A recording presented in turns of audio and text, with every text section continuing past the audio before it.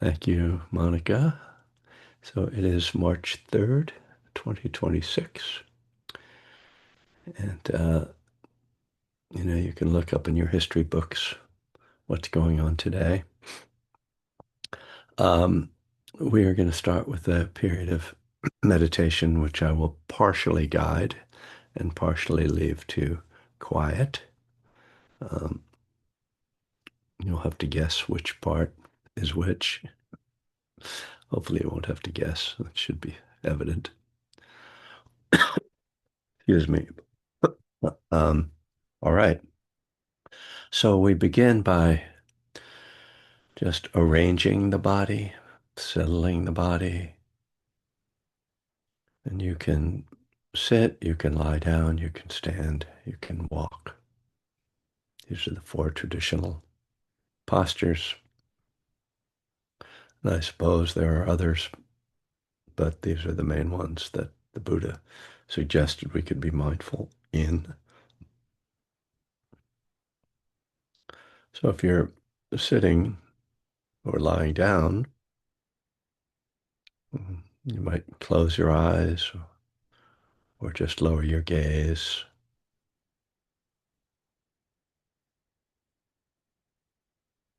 Turning the attention inward,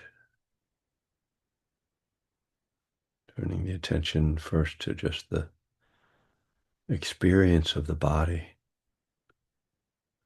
feeling how you're holding the body, the balance, alignment, and what sensations are present. And then more subtly, what energies might be moving through the body, pleasant or unpleasant or neutral. So our mind state is often reflected in the body, just as the mind state is affected by the body, the interaction of the two.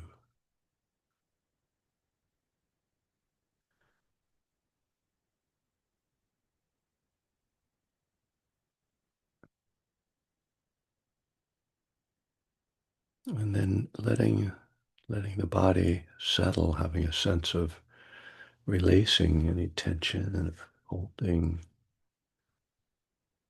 tightness.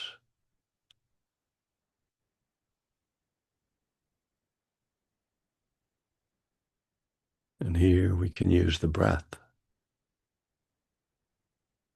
As we exhale, we release. As we inhale, we open. Opening, releasing, releasing, opening.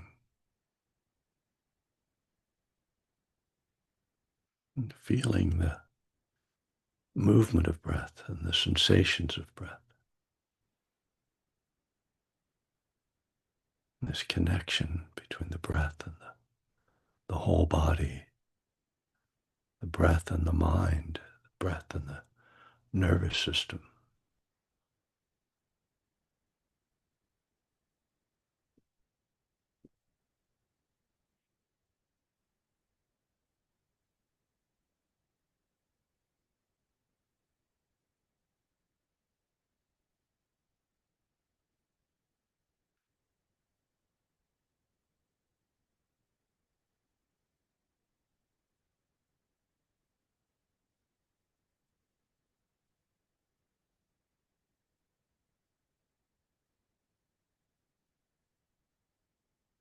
And so we're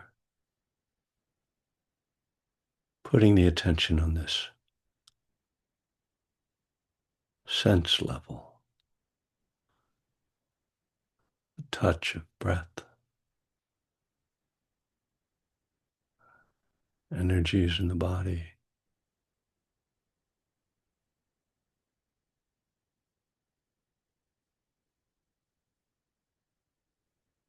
But it's quite natural that thoughts carry us away from this more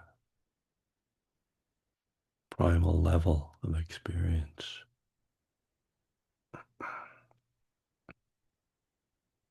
And when you notice thinking happening,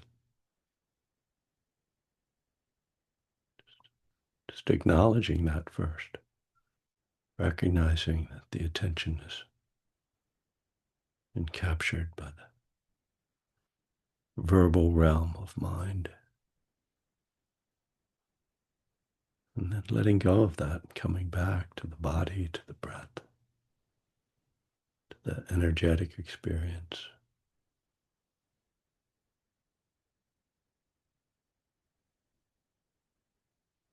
And letting that moment of return be a moment of letting go through the body, letting go energetically. So stress, anxiety, tension, grasping, all this is softened, released.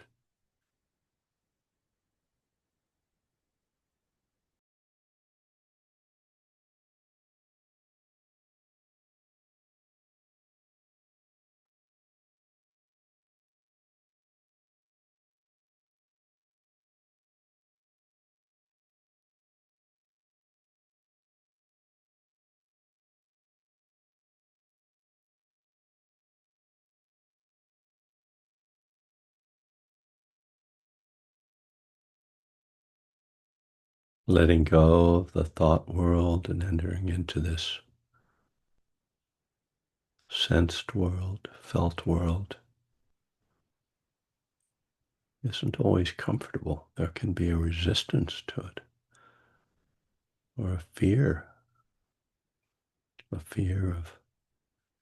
feeling the raw experience of existence, the vulnerability, being alive.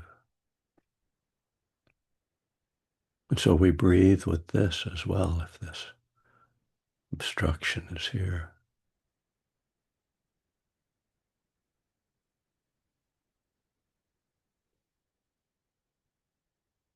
Can we let go of fear, of aversion, of resistance? Just let things be as they are. Be present for them as they are.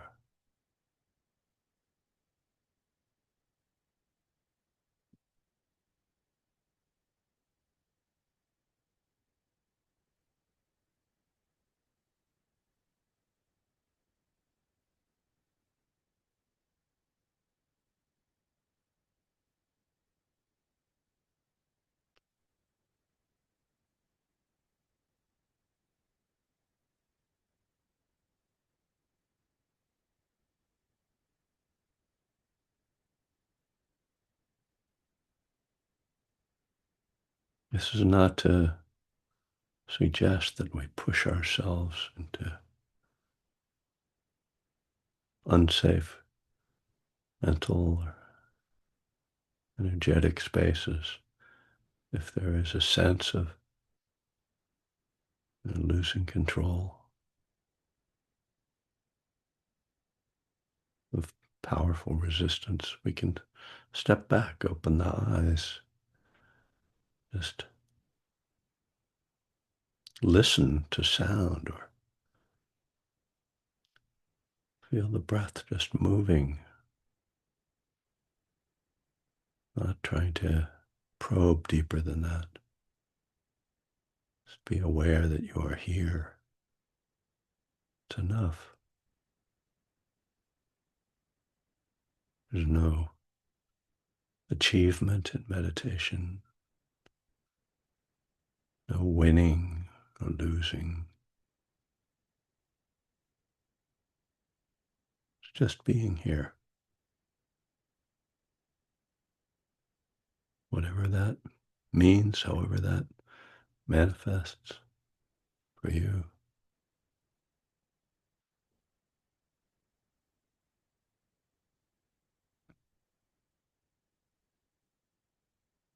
A good word sometimes to drop into the mind is ease, to bring ease to this moment, to your relationship to this moment.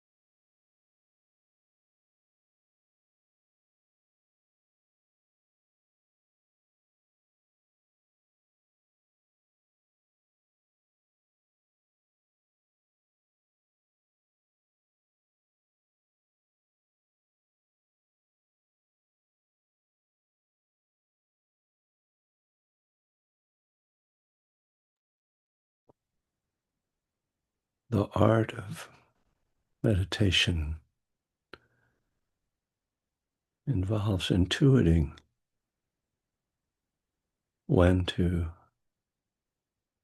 just allow and let go,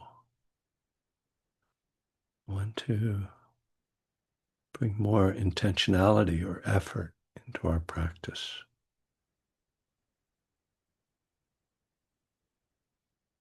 by just letting feelings and thoughts flow through.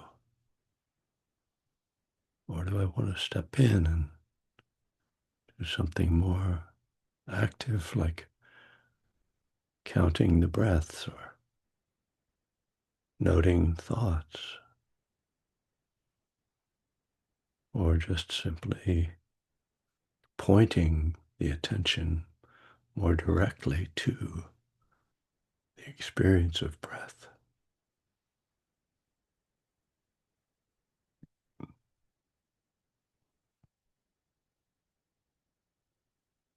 At times we need that kind of active inner guidance or effort, and other times we find it actually intruding on the experience.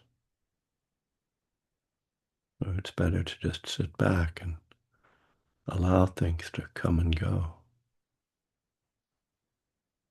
There isn't one right way to approach this. This is why we are responsible for our own practice. Have to make those choices moment by moment.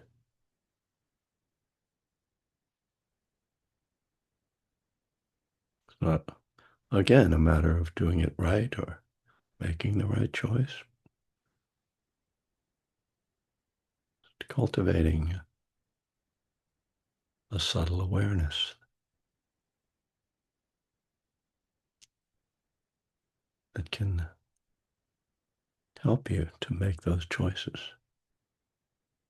and then to evaluate the results of the effort or lack of effort.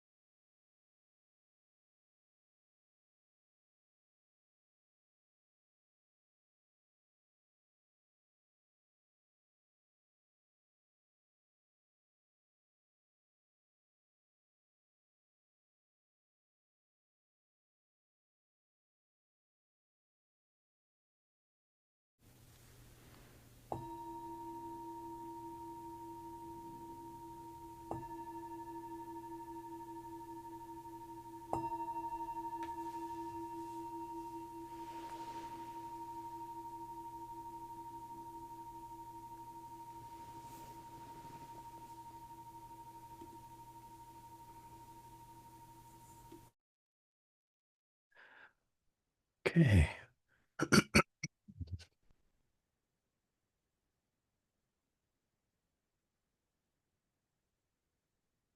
So I thought I'd talk maybe for a few minutes about how I view the role of meditation in recovery. In the 12 steps, step 11 says we sought through prayer and meditation to improve our conscious contact with God, which right away is not like why I meditate. Since I don't believe in God, at least not in the sense of what that sounds like it's talking about. And so I like to shorten that to sought to improve my conscious contact with reality, with the present moment. And then it goes on to talk about guidance and the, the to know with the will of God and again, not something that resonates for me in my belief system, but I can stretch it to kind of mean, okay, I'm trying to like get more clarity about like wise choices or something like that. But all of that seems to be sort of unnecessary if I just step out of that model altogether and sort of just think about meditation. What is it? And I will say that I think that I think I could be wrong, but I think that most people come to meditation with very little idea of how it really works or what it's for. There's, you know, I mean, I know I came to it with this sort of magical thinking, and we can sort of have these vague ideas of some mystical experience or maybe something practical experience, like, oh, it's going to take care of my stress or something, which is all good and useful. And even mystical experiences are lovely. But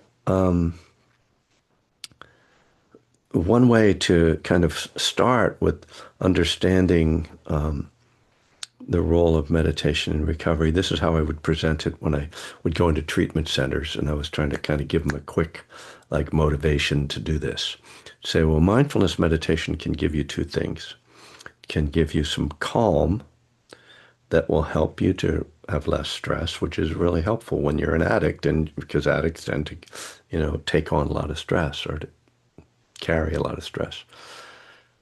And it can give you some sort of understanding of your own mind because you're starting to see your thoughts and see the things that go on in your mind.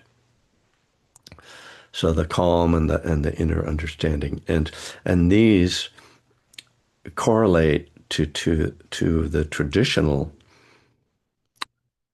aspects of Buddhist meditation, which are concentration and insight. Where I think this then needs to be expanded, let's say, is the term insight. And this is, again, I think a term that's much misunderstood. I often refer to the title of Joseph Goldstein's first book. And if you don't know who Joseph Goldstein is, I recommend that you look him up and you read some of his books. He's one of the founders of the Western Buddhist insight tradition, let's say, and just kind of a brilliant teacher and very wise elder, although not that much more elderly than me, but more elderly in wisdom than I. His first book was titled The Experience of Insight.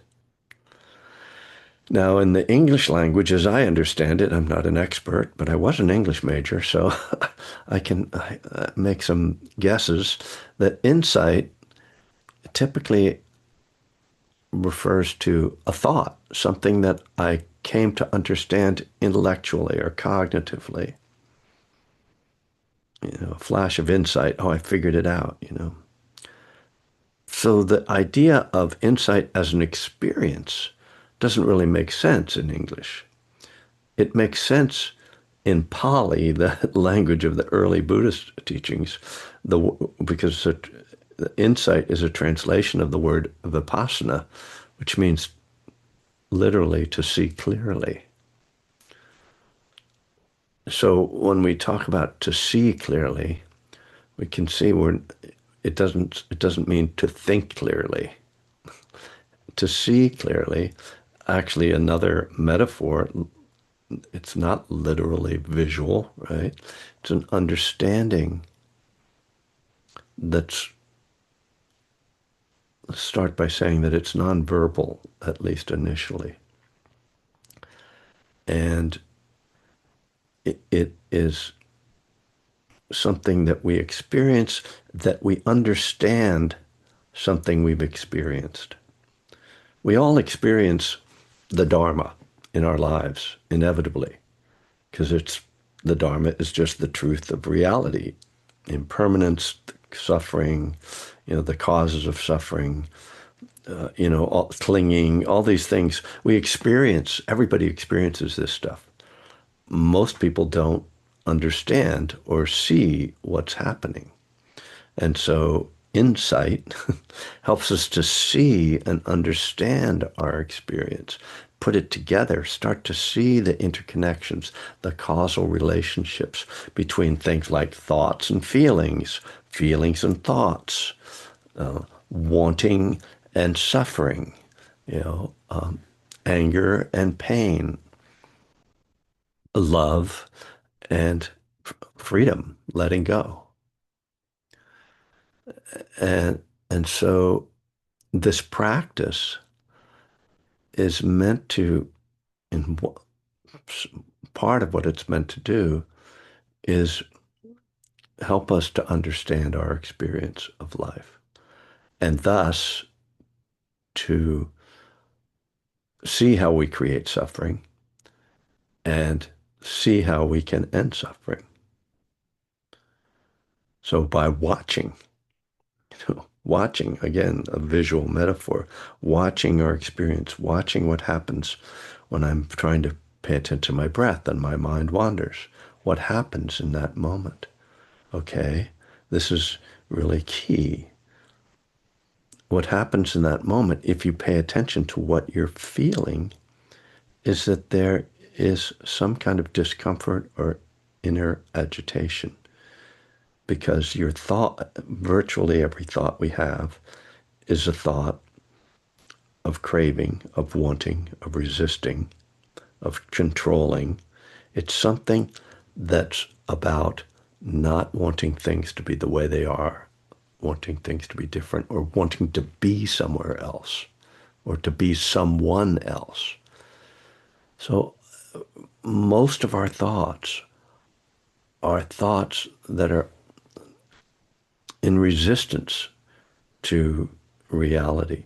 And when we see that, and we see that what happened, what that feels like to resist reality, we see that resisting reality is a losing proposition.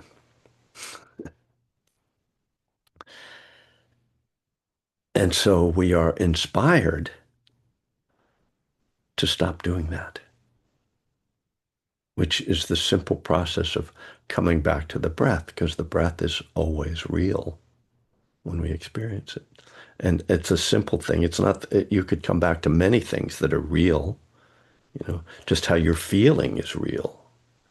Your thoughts are also real, but it's hard to pay attention to thoughts objectively because we are so identified with the thoughts that appear in our minds. We could, if we could be, theoretically, thought can be an object of mindfulness, but we have such an inclination, such a tendency to identify with thoughts as I, me, mine, that it's very difficult for us to have the stance that mindfulness requires, which is an objective stance, we could say a watchful stance. It's very difficult to watch thoughts. can happen. You can do it when you're very, but you have to be very concentrated, which anyway, long story. So now I want to go a little bit deeper into this in terms of connecting to this to recovery. Because where I go and where I think the the core of our struggle i- as addicts is, we could say it's emotional, but even more, I prefer to even get out of that kind of language and talk more about it as energetic, that the feelings that move through our bodies, that manifest as mental states, that these are hard for us to hold, and and are these mental states trigger some of those things, but sometimes those energies just arise on their own. Life, you know, uh, uh, um, you can be in a state, be having a feeling that got triggered by something that happened 2 days ago and not realize that's why you're carrying that within you. And knowing that it's something that happened 2 days ago doesn't really solve it. It still requires that you learn in this moment to be with this feeling, to breathe with this feeling, and to give it enough space so that it can exist and then cease to exist. What we often do with unpleasant feelings is we don't give them the space to cease to exist. We keep rather interacting with them. And that interaction in and of itself feeds them. The classic phrase, what we resist persists, fits into this, description. So whether we're resisting it, trying to fix it, or even praising it, the feeling, as we think about the feeling, it's creating this feedback loop that I talk about so much. Thoughts trigger feelings, feelings trigger thoughts, and the way to interrupt that is to stop the thoughts, if as best you can, and just stay with the feelings. Now, the problem with that for many of us, I'd say, is that we're not comfortable having the feelings we're talking about are unpleasant. And so there's a reason why we were thinking about them, trying to fix them and trying going to the therapist to try to work them out because they're unpleasant. We want to get rid of them. Natural instinct. However, we can't just make feelings go away. Rather, I mean, there's other strategies, I suppose, but one strategy is to just let them be because of the inevitability of impermanence. They will pass. And if we can hold them with love, with care, with self-compassion, without reactivity, without trying to fix, without trying to analyze, then we breathe with them, they come, they go, and they pass on. So this is, for me, the deeper purpose of meditation. And this is really this kind of process that I'm describing requires both the insight of watching carefully and the concentration that allows us to sustain that watching long enough to allow the feeling to transform. And this is where I think the healing really happens in recovery through meditation, on this visceral level, on this level of learning to hold and be with the the difficult feelings that for me at 40 years sober, thank you, I still got my chip in my hand, should still show up. I think it's you know I've heard people in AA meetings say that once they got sober and worked the steps, they didn't have any fe difficult feelings anymore. I guess that's not me, I will say. Life goes on. So this is kind of a post-retreat kind of a talk because it's kind of carrying on some of the spaces that we were investigating on the retreat, particularly on, I guess, Saturday morning was the guided meditation that felt like it went pretty deep for me. And so I hope that people who uh, don't have, as you know, haven't recently experienced 5 days of noble silence, are not confused or whatever by this exploration. Um, yeah, that's actually all I have to get the conversation started. So we have plenty of time left for thoughts and comments. Happy to hear from anybody who wants to jump in.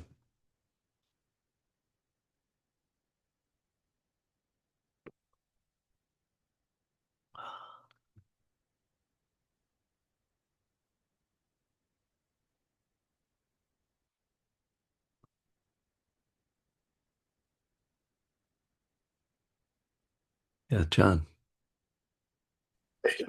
Hmm. Um, this is a great topic for me because, over the course of spending these Tuesdays with you and a retreat, last year, the idea, I've come to realize how entrenched the idea of God is in my experience. And I was raised a Methodist, which is almost like not having a religion. They're pretty easygoing about everything. But so I'm struggling, and it's not much of a struggle, with that very idea of replacing just even the word God with reality, Mhm. and because it seems so amorphous, compared to what is archetypal vision of a God. So Mhm. I don't know. I'm not sure where this is leading me. So I'm just sort of bringing it up as a the idea of you bringing that topic today was really good to hear. I'll re-listen to this, once you post it up. But I just wanted to sort of acknowledge that I'm in that sort of. It feels like an in between stage where I'm trying to let go of a childhood vision of quote a God, whatever, and what's a more, I think, more mature view of the world, frankly. Yeah, I guess excuse me. Another thing, word you could replace God with is Dharma. Turn your will and your life over to the care of the Dharma. Uh, and that, of course, then it means you need to study the Dharma, figure out what that means. But it also gives you something pretty specific. If you say, that primarily that means the Eightfold Path, then that means, committing to living ethically, morally, cultivating, wholesome mind states through meditation and trying to view the world through the lens of Dharma, through the lens of truth, remembering impermanence, remembering how clinging causes suffering, the Four Noble Truths, and cultivating loving kindness. Turn your will and your life over to the care of love. It's one of my favorites. Very powerful to think about that.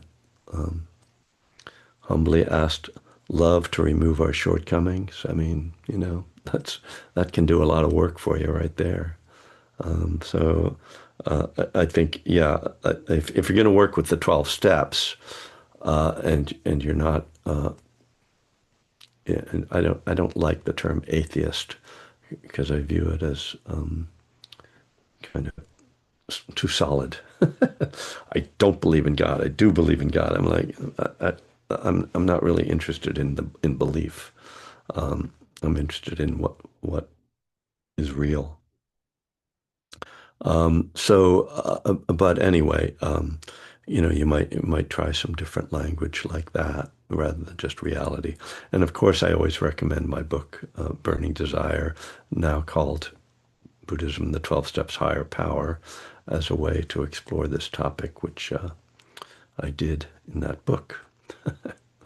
Um, yeah. Thanks, John. Great, Yeah. great. Thanks. And yeah, I guess I am a little bit behind. Doug said something in a private message to me. I guess I hope that doesn't mean I'm not allowed to read it. How about insight as awareness of previously unrecognized relationships? Maybe I shouldn't have read that because I don't know what it means. I'm not sure what previously unrecognized. I'm not sure if you mean like literal, human relationships or relationships between different factors. Um, maybe, What I'm talking about is relationships with sunyata, with the entirety of everything. uh, uh, okay, well, sunyata in it means emptiness. So having a relationship, I don't think we can have a relationship with the emptiness. I mean, just it seems to me that emptiness sort of implies non-duality, and uh, so yeah. But Well, everything is related with everything else, right, right, sure, yeah, and we're yeah, only aware of a very few of the relationships that exist. And so, what what an insight would be doing would be becoming aware of other relationships that we previously had not recognized. That was my point. right, right. No, I mean that's yeah. This is, I mean, I made a kind of brief passing reference to this, the idea of the causes, karmic causes and conditions that we start to make these connections, if that's what you're talking about. Yes, we start to see relationships between different types of thought, different types of feelings, different expressions of reality. So, thank you, Liz. Hi, thank you. I'm going to go back to what you said about feelings and staying with feelings. Yeah. Our family is new to recovery, and this past Thanksgiving, we had our first Thanksgiving without our son, who is in a recovery center. Mm. And that brought up a lot of feelings. So I got up early that morning to meditate, and it ended up being just about 40 minutes of just snot crying. You know, Uh-huh. I mean, I couldn't, there really weren't thoughts, but it was just weeping. I was just so distressed at what brought him there and him not being here and the separation that we were experiencing as a family. But what that allowed us to do was to move forward with the day. We had had family, invited people we love, and we did Thanksgiving. Yeah. But it was that morning of that 40 minutes alone in meditation. And I don't, it was, it was such a lived experience of something different. It didn't make the feelings go away. Right. It's not like I worked through anything, but I do believe that that moment, that morning, changed the suffering of the day. Mm. Thanks, Liz. That's beautiful and yes, sad and more than sad. There's a richness to that, which what I hear in that is that when we see the truth of things, while it can be painful, it's not confusing and disruptive. That when we are hiding and repressing, family secrets, for instance, though that repression comes out in destructive ways. And Wow. people wind up drinking and backbiting and there's all kinds of, you know, stuff that's happening that's poisonous to a family. Whereas when we all recognize, well, this is really sad, and we are all, it's really hard to see, but there is this reality, and you know, you're crying because you love. There's love there, and yeah, it doesn't fix things, but bringing things into the light is the beginning of the healing process. There's no growth or change as long as it's repressed. I mean, this is why denial, you know, keeps us caught in the cycle of addiction. Mm. That's beautiful. Thank you. Oh, thank Thank you. you. Yeah. Flo, thank you for coming out from behind that big, like a stuffed animal you had there in your. It was it was from Universal. One, it's my husband and I go there for our anniversary, so it's me being a Okay. big kid. It's me indulging my inner child. Yes, go for it. I would just say what I was thinking is when you were mentioning about the step and then God, it's very interesting. I just celebrated 10 years. There's that. Yoo-hoo! Saturday was Congratulations. 10 years, so Hey, 30 more and you'll get one of these. 30 more. We'll see. I hope. Just kidding. Um, But it's interesting because I did just go back because I had your old version of A Burning Desire, and then I did purchase the new one, Higher Power. So I've It's the been, same book, so you don't need both. I know, but I Sorry. wanted to support you and buy it Well, again. thank you. I appreciate it. But the other is that around I don't know, I've been struggling, I think, with that, what you were saying, you were rephrasing that step of um just conscious contact with Yeah, reality, I think is what you said, which I thought yeah. was really cool. But I was like, I've been struggling with that leading up to the sober birthday. It ebbs and flows. So that's when I got back out your book. I'm like, I'm just going to read the new one from a fresh perspective. And it's just so interesting starting it again because I devoured it the first 3 years of my recovery. But starting it now, it's like I have a little bit of a different perception and then, well, a lot different perception. But rereading the parts in your book where you talk about it's not how you label God, because I've gone through the atheist, the agnostic, being a Catholic, like I've done all of the things looking because I was a seeker my whole life, which is one of the hmm reasons why I drink and use. hmm But it's just interesting because it always sticks out to me that it's that you phrase it in your book, it's how you experience God. Yeah. And that was the first time, and again the second time around reading it, that it's like I don't have to label my higher power. hmm And it's just so refreshing to have that, to be in a room with other sober people that can also have that context, because I'm in the deep south and hmm it's assumed to be one thing. Yeah. So I just wanted to say thank you again because that book is so helpful. Thanks, Flo. It's nice to see you.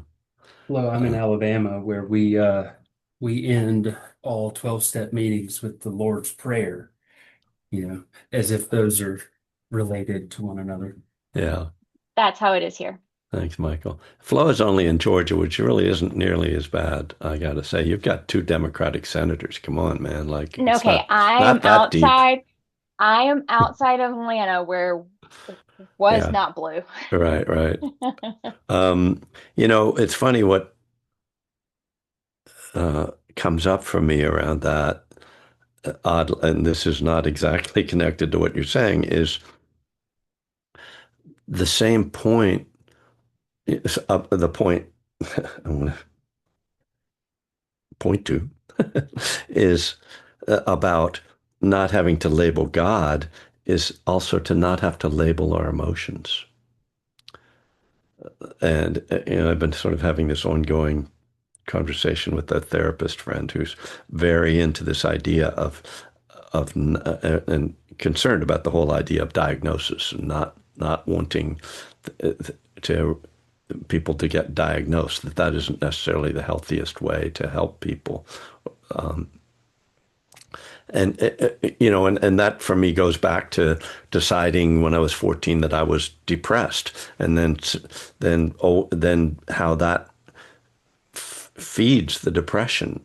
like having an unpleasant feeling that I label as something. And some years ago, not that long ago, some frickin' therapist tried to tell me, "Oh, well, I think you might have bipolar 2." And I was like, you know what? I'm out. Like, I don't need that. It's not helpful. Like, and so God or feelings, a lot of things that we label, it's really important to see that in Buddhist terms, that's called perception. We were talking about it this weekend. It's labeling something, giving it a name based on memory and beliefs that solidifies something rather than something being like, well, what? Well, this is interesting. I'm having an experience because emotions aren't solid things. They're flowing forms of energy that move through the mind and body. And if you want heart, if whatever language works for you, but the, when we solidify them verbally, that can tend towards solidifying them emotionally and mentally and physically so that these things get stuck in us because of our belief system. It's very weird. This is the stuff that's like creating your own reality, like what you believe you're feeling, how you identify what you're feeling has a direct influence on the feeling itself and its lifespan. Anyway, I'm a little activated. Well, doesn't that kind of, I don't know, what came to mind when you were sharing that is it takes it back to right view to me. A lot of Yes. this naming, labeling things, it's just kind of selfing. Like Yes. I've myself was very hesitant to, agree with my wife's characterization that some of my children are ADHD, Uh-huh. you know, just because I used that as a crutch to fuel my addiction until I was in my 30s. Um, I don't know.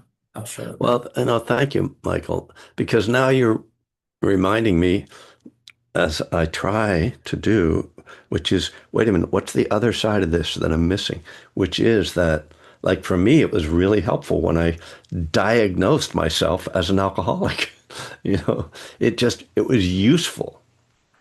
And so, someone saying, oh, ADHD maybe is helpful, like, oh, that kind of helps me understand my why I have these certain types of problems, and I now I can sort of address that in some way. And so it can work both ways, as things do, which is why life is too damn complicated. But yeah, at the same time, it can become this finger pointing and like judgment. And so just really being careful how we use these things and using them lightly and using them as solutions, not as judgments, right? As pointing toward a solution. Oh, there's this issue. Oh, are there tools that relate to that might help me to move beyond it, rather than, oh, I've got this problem, I'm always depressed. That's so depressing. Carolyn, let's finish up with you. You're Um, back. You made it back home safely. yes, I did. We're having sort of a southern moment here. We're Yeah, I'm getting in North Carolina. Georgia, North Carolina, Alabama. I love it. Yeah. But I was in California a few days ago. That's true with the cool Um, people.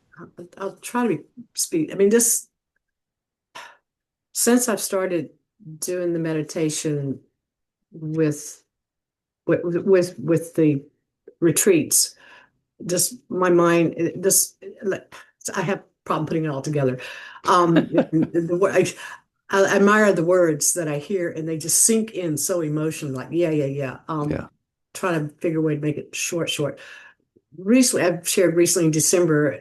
I mean, of course, it's a hard month, but it hit me really hard. It was like I almost thought I was having a nervous breakdown. I wasn't trying, I was keeping it simple, but found my anxiety tendency, which I have shared that in these workshops and with me. kind of overrid me a little, not in a dangerous way, but in a very, very, very, very uncomfortable way. Not dangerous because I've got a lot of sobriety and um, through these speaking with you, Kevin, listening to you, recognizing the feeling of you labeled it once for me that my anxiety was because I would experience sitting in meditation for no reason at all that I could figure out. Mm-hmm. And you just labeled it, it's energy. And I went, Mm-hmm. oh, and that sunk really good, really nice. But it's still there, still comes. Yeah.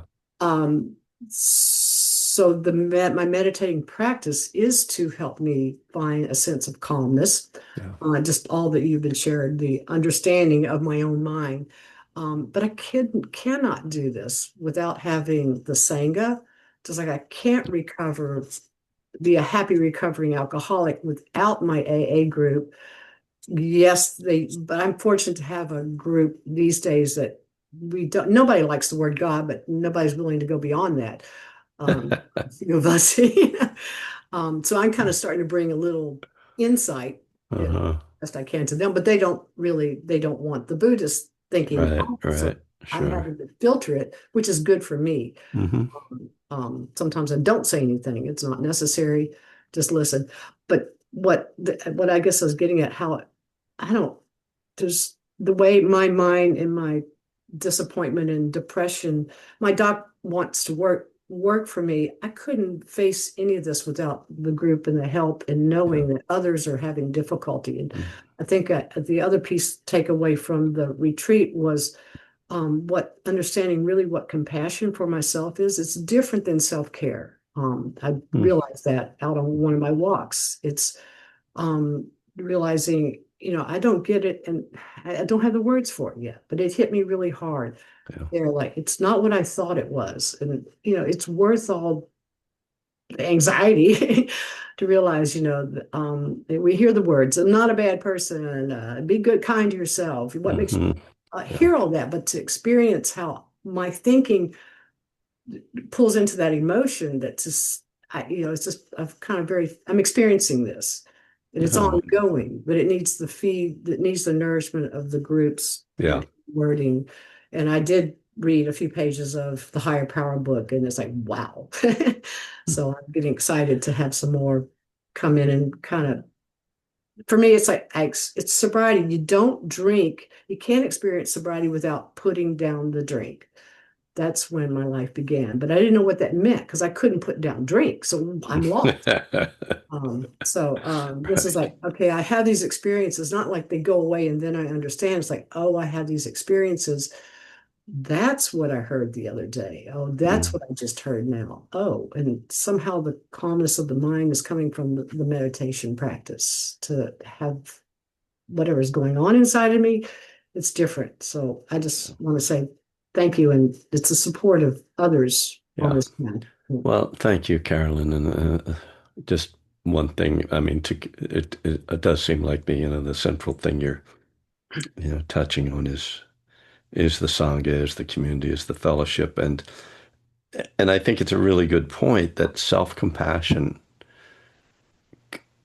we learn it by being with others, by being loved by others, and by hearing other people's experience, and it does, you know, a lot of this stuff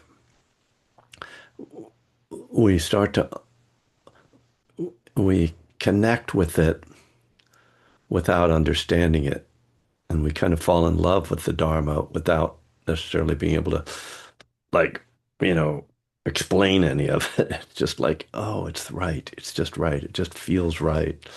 And yeah, that's why keep coming back, keep doing this practice because it feels right. And with time, depending, I mean, everybody has a different sort of way of understanding things. But frankly, I didn't really understand much of the Dharma. I loved it, but I couldn't have explained much of it until I started to teach. So it's it's not really necessary to be able to, have that kind of verbal understanding as much as it, Mhm. you know, uh, is to just be in love with it and live it. I see. Um, I'm not sure why, Liz, you're asking will we get a new Zoom link for upcoming weeks? Um, Monica, we're still good with these links, or did you say we had a new one No, coming? I just have I'll talk to you about it later, but no, and Yeah, you I'm should be able to, Liz, you should be able to use the same link then. it's the Uh, same link, but it's custom designed to you. oh, custom designed to you. Yeah, So so you have to save your save own. it somewhere Okay. so you can keep re-signing in from there. Okay. Right. That explains it. Thank you. There's a below the what does it say? Enter meeting or uh there's an actual custom design Zoom link. I throw that in my calendar on my computer Yeah. so I don't lose it. Yeah. So, Flo, you pointed out something quite important which is full moon. And because it's a full moon and the sun is in Pisces, Oh, the full moon is in Virgo, which is the opposite of Pisces. And I know you mentioned last week that you are a Pisces. And so this is like the worst time of the month for Pisces. Yeah, my Uh, birthday It's was yesterday. it's the opposite moon sign.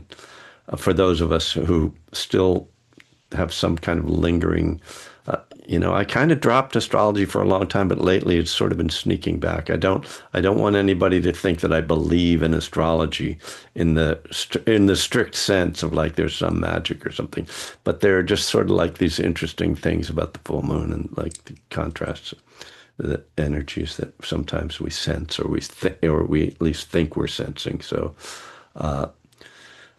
moon eclipse tonight, West Coast. Oh, excellent. Thank you, Liz.